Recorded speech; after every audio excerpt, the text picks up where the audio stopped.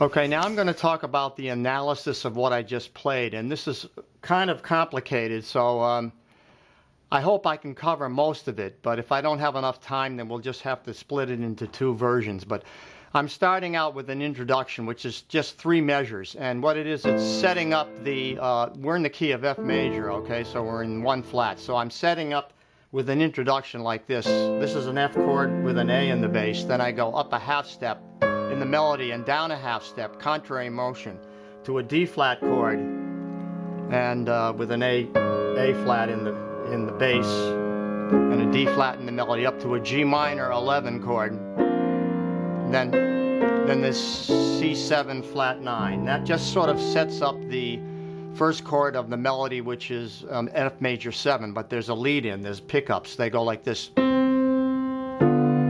Now there I have a kind of like you'd call it a drop 2, because it's like the chord might be this if you played it in a voicing inverted. So it's a G7, C7, 2, 5, 1 into F, but it's a drop 2. So you see that it has a unique sound to it.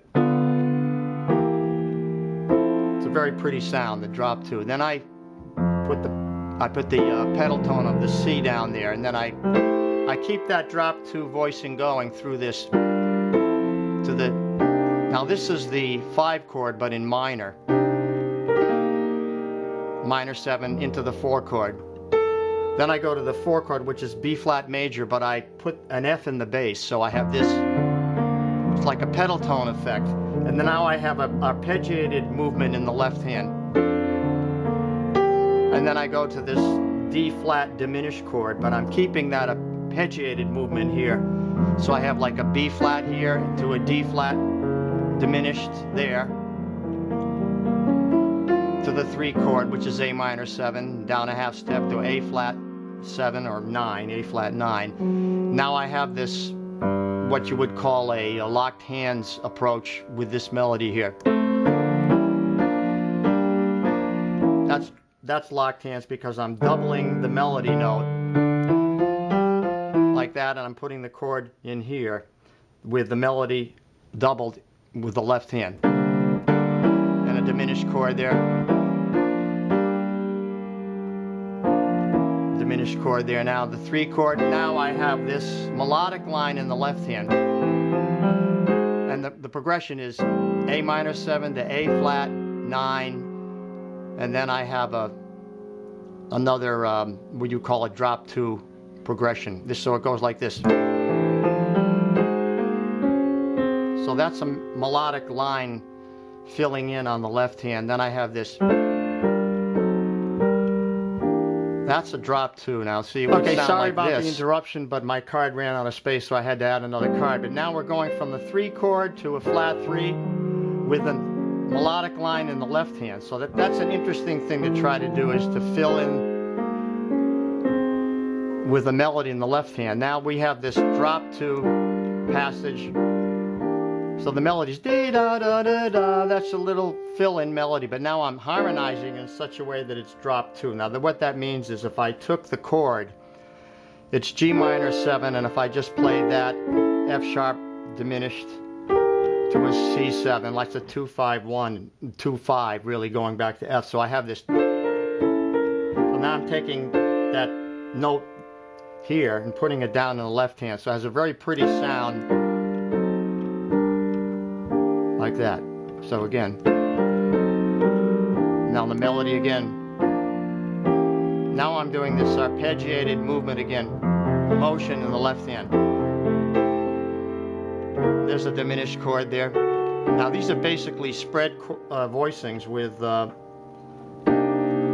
you know, some minor seconds in the right hand. Now this is a substitute chord. It's an E flat 9 sharp 11. Now I go to the B flat chord, but I'm playing it with the 3rd in the bass, which leads me to the D flat diminished chord again. Now here's a substitute chord. Now that's a diminished chord. It's an A flat diminished, leading me to the 3 chord, which is A minor 7. So I have this 3 chord. Now I go to down a half step, then down to a D flat major 7. So there's another, what I would call substitute chord, to a 5. Now we have an ascending line here, and I voiced it like this with chords. So that's your melody. Da da da dee da da da. So I have it da da da to a diminished chord there, and then a C sus to the 1, and then this is a kind of a cadence, what I would call like a 1 to a flat 7. Now we have, now I have a moving into the bridge. We're going to continue now with the bridge. Okay, I hope you're still with me. This is a little complicated, but now going into the bridge, so I have this da da da da da. That's the melody, so I'm going to harmonize it with a contrary line in the left hand on the bass notes, like this da da da da. It makes a lot of sense just to move in that way to get to the G minor. So I'm going to the G minor 7 is the 2 chord of the key. So I'm moving to the 2 like this. Now I fill in the harmony like this. That's a diminished chord, which works perfectly there. To the 2 chord. Now here's a tritone substitute, taking me to the 5, but it's, you know, with a suspended 4th. Now here is, you could call this a locked hands, because I'm doubling the melody in the thumb here. Now that's the 1 chord. We're in key of F, but I've got an augmented 5th in it. Like it's a very nice sound. So it's like a 2-5-1 and back to the 1. G minor 7, C7 to 1. Okay, so that's 5 minor, and then now I have these 4th voicings here. That's I don't want to go into that too much, but those are fourth voicings. Now I have there's the 4 chord, fill in the, now this goes up a half step to a 2-5 into A minor, which is the 3 chord. Now this is that's an interesting chord. It's a D7 with a sharp 9 to a G9 sus, then a run to the 5 chord. Right now, back to 1. Now this is just repeating. Now here's a tritone substitute there, the B9 chord going to the 4 chord, the B flat major 7. More arpeggiated movement in the left hand. Sorry, that's a D flat diminished again. 3 chord, down a half step. Tritone substitute there, we'll talk about that later. Passing chord, which is a tritone substitute. Now there's the 3 chord, but now it's in half diminished quality, which has the minor flat 5, A minor 7 flat 5, then a tritone to there's the D9 sus chord. Now here you have again another drop 2 voicing. That's a very pretty sound, like that. Then to the 2 chord, but I make it huge, like with an 11th here. There's a lot of meat to that, it's a very gutsy sound. There's a lot of harmony in there.